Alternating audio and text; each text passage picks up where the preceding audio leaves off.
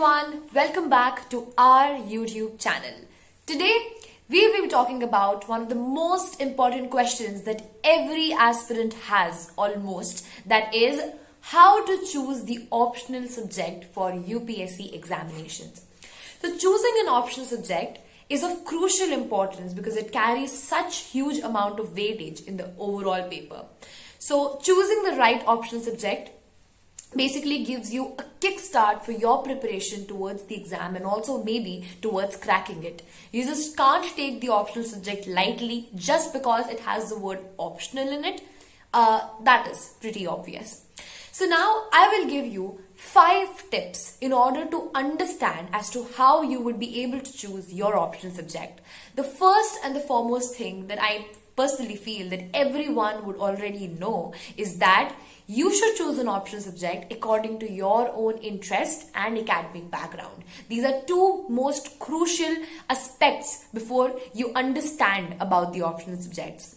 You should know that you like the subject, you'll be able to explore it and you'll be able to play with the subject and genuinely have particular interest. That is one thing. The other thing would be the academic background. If you're from the engineering background or from the commerce background, from the arts background, according to that or according to the subjects that you've learned in your college, you can easily choose and able to pinpoint those. Because if you've already studied that, then obviously it'll be very easy for you to understand it further. The second thing that you need to understand is if there are coaching available for optional subjects, because if you think and if you feel that you can't do it on your own, you can research about the coachings which is available for that particular optional subject that you might have chosen. We also provide very amazing coaching basically that you can find in the description below and also in the keyframe that's moving in the video. The third thing would be you need to understand and acknowledge about the contribution of this particular optional subject towards the general studies paper and syllabus by per se. So this you can do by going through the previous year's papers and also by the syllabus, because if you feel that it does not give that much amount of weightage towards the main paper, then maybe it won't be that helpful for you to crack the exam. Because if at all it has a good amount of weightage in the general studies paper, then you have an add-on advantage already, because not only are you studying that particular subject in the optional one but also in the general studies paper, so you can even revise and also take it parallelly maybe. Right? So this is again important and you need to understand, right? And go through the previous year's paper with, thoroughly and read between the lines. That's the way to do it. Then the fourth thing that you need to understand would be the performance of the optional subject over the years. You can take it out from mostly 3 years. So what I mean to say by this particular phrase and statement would be that you need to understand that how is this particular subject been performing in the last 3 years.